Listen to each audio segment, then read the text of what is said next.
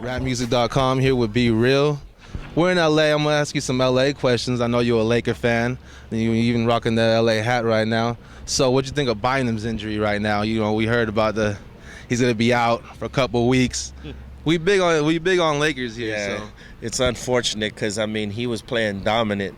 He's beginning to step it up to where he was hard to be stopped, and his defense was killing people in the paint. So it's fucked up. But you know what? The Lakers have been playing good with and without him. You know what I mean? So I think they'll weather the storm till he comes back. You know, they're talking about 8 to 12 weeks. So we'll see what happens, man. But I still think they're gonna take it. yeah, he's still gonna be showing up to the games like always, right? They're gonna be right there. Yeah. What'd you do for the Super Bowl yesterday? We just pretty much threw a little thing at my crib, watched the game. It was a good game. I wasn't really going for neither team because I'm a Raiders fan, but I could appreciate a good game. It was good. It was good. Speaking of being a Raider fan, we heard the Chargers might be coming out to LA. Not gonna show them any love, right? Or what? Well, shit. We need an LA team, so I'll still be a Raiders fan, but I'm gonna have to back any LA team up. I even backed the Clippers up, but that's only till they play the Lakers. Then the Clippers don't get no love that day. But Team LA, baby, that's what it says on the hat. Yeah, that's the word right there. Be Real. I want to ask you about your new album. Everybody's expecting. It's your debut as a solo. Everybody's finally going to see you do your production now. Everybody, because you've kept it on the download from people really about your producing skills, but we all know you have them. Talk about your producing on the album and the album in general. Well, we've been working on the album for the better part of like 2.5 to 3 years. We went through a lot of songs. We probably did like 40 songs and picked the best 16, 17 of them.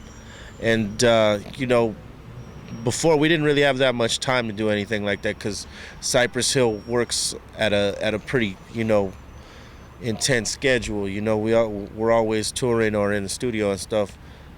But this time around we had time because we didn't have a deadline to turn in the next Cypress record. So I took the time to get my production right. You know what I mean? I've been producing for a minute. I co-produced the first Psycho Realm record and a couple other little things here and there, but never anything major because I didn't want to put out anything without having a sound to it.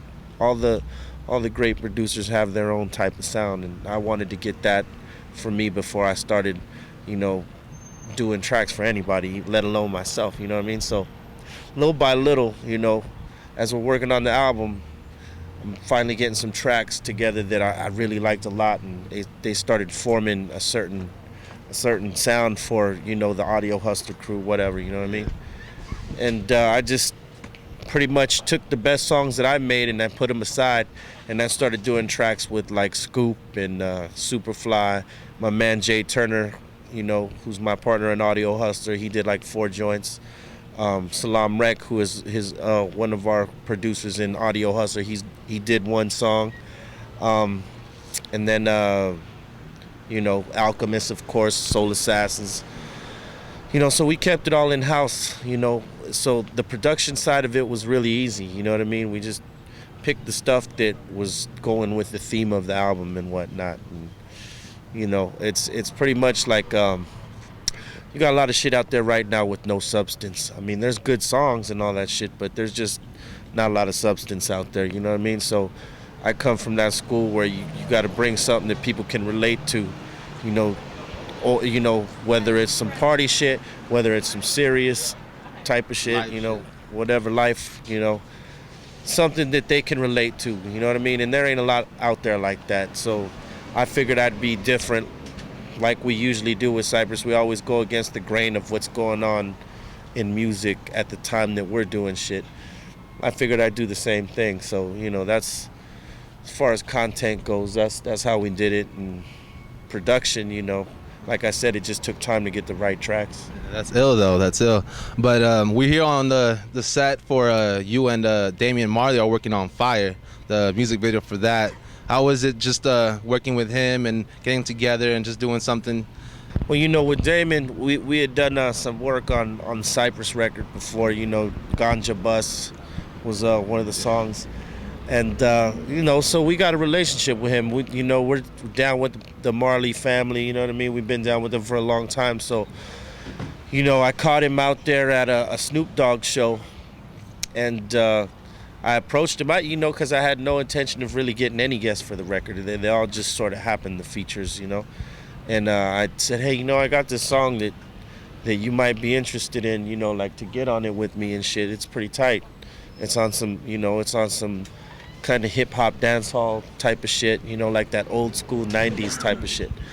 Yeah. And he was like, yeah, man, just send it to me, and you know, I'll do something on it.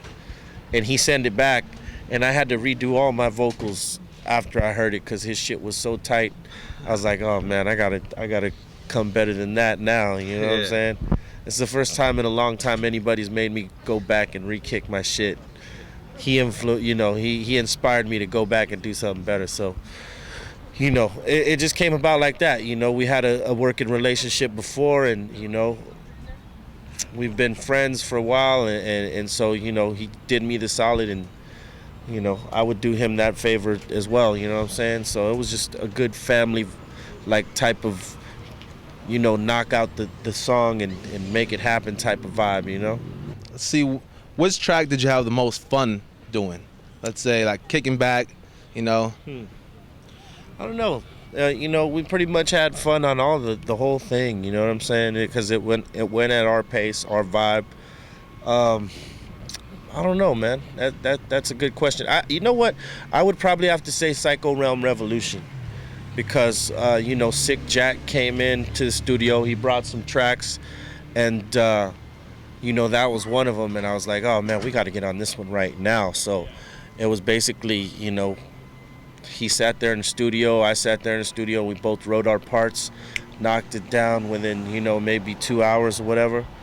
And it was like, that's a perfect session. You get in there and you vibe like right away, and you get a dope ass song out of it. You know, that was really a good session right there. I mean, all of them were pretty good like that, but I mean, because these days, you know, basically when you do a collaboration, it's rare when the other dude is in the studio with you. This one, it just happened to be that, you know, he stood there with me and we did the song right there together. It was tight. All right, so when does this album actually drop? This album drops on February 24th on Duck Down Audio Hustler Records.